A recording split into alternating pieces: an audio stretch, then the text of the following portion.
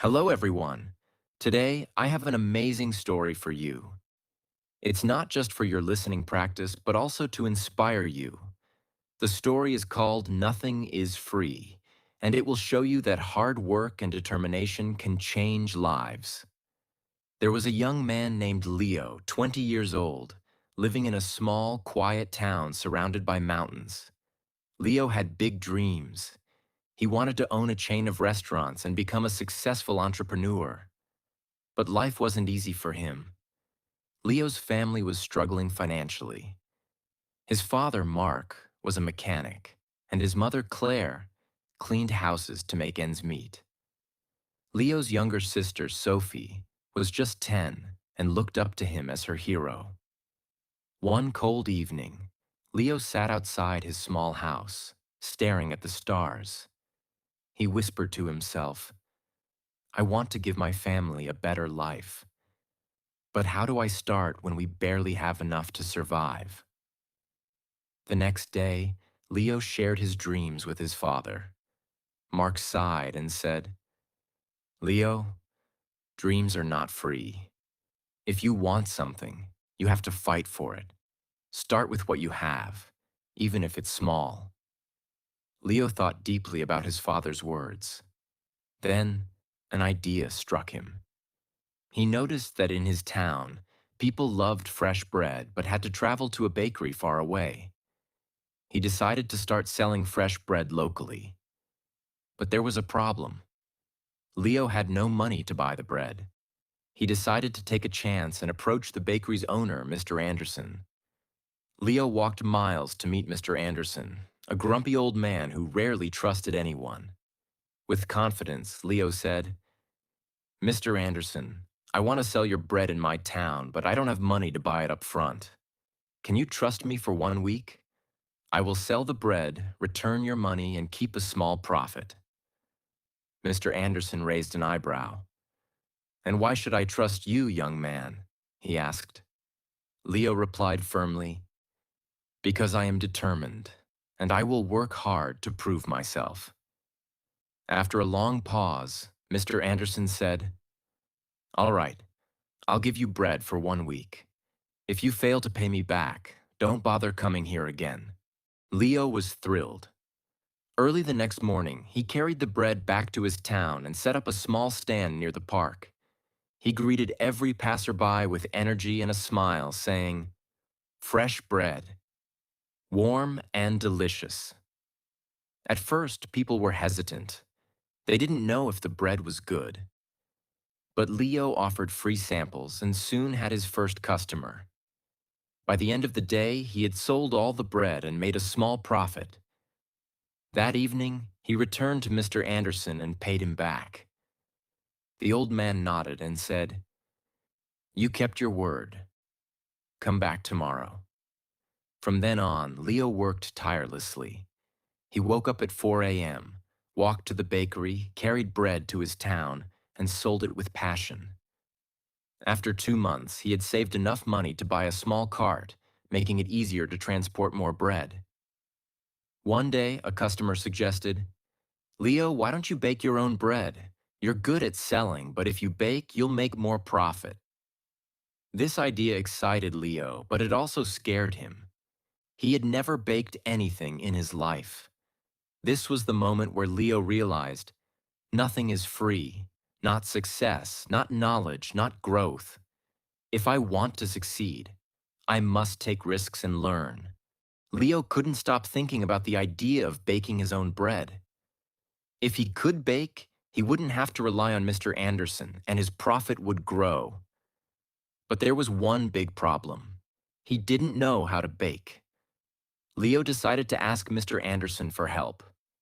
The next morning, after delivering his payment, Leo said, "Mr. Anderson, can you teach me how to bake?" The old man frowned. "Why should I teach you? If you bake, you won't buy from me anymore. That's bad for my business." Leo looked at him and said, "You're right, but I won't forget the man who gave me my first chance. If I succeed, I'll make sure to help your bakery too." Mr. Anderson thought for a moment, then said, "Fine. But baking isn't easy. It takes time, patience, and hard work. If you're ready for that, I'll teach you. The lessons began early the next morning. Leo arrived at the bakery at 3 a.m. before the sun was up.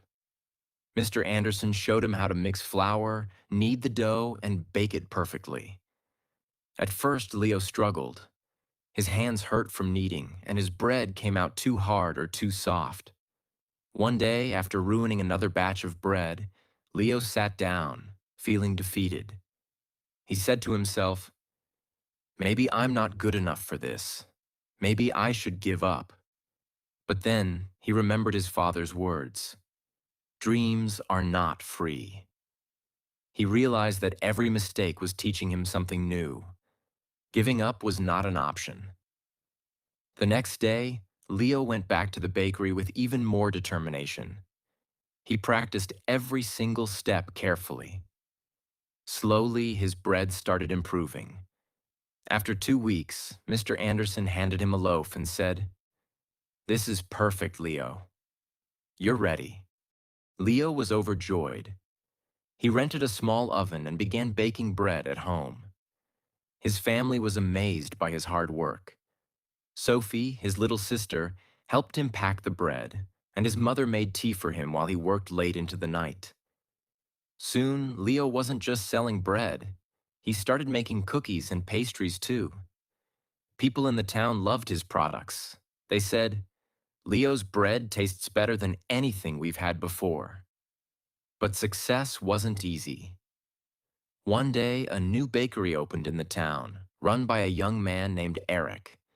Eric had a big, fancy shop with colorful signs and decorations. People were curious and started buying from him instead. Leo noticed his sales dropping. He felt scared. What if he lost everything he worked so hard for? But instead of panicking, Leo decided to improve. He listened to his customers and asked, "What do you like about Eric's bakery? What can I do better?" Some said, "Eric's shop looks clean and pretty." Others said, "His cakes have beautiful designs." Leo realized he needed to grow, not just as a baker, but as a businessman. Using his savings, Leo painted his cart, added bright decorations, and started offering free samples of his new pastries. He even learned how to decorate cakes by watching videos in the library. Slowly, customers returned to him. One evening, an elderly woman came to Leo and said, "I've seen many young men give up when times get hard, but you didn't. That's why we trust you." Her words filled Leo with pride.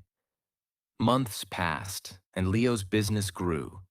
He saved enough money to rent a small shop.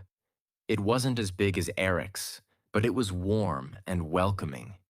He named it Leo's Fresh Bakes. Every morning he woke up before sunrise, baked fresh bread, and opened his shop with a smile. His parents and sister helped him. Sophie, now 11, loved talking to customers, and Claire managed the accounts. But Leo knew this wasn't the end of his journey. He wanted to reach more people, make his family proud, and prove to himself that anything is possible with hard work. Leo's bakery, Leo's Fresh Bakes, was becoming the heart of the town. People loved his fresh bread, cakes, and pastries. Business was growing, and his family was proud of him. But life wasn't done testing Leo. One stormy night, as Leo was closing his shop, he noticed smoke coming from the bakery. He rushed inside and saw that a small fire had started near the oven. He quickly grabbed water and managed to stop the flames, but much of his equipment was damaged.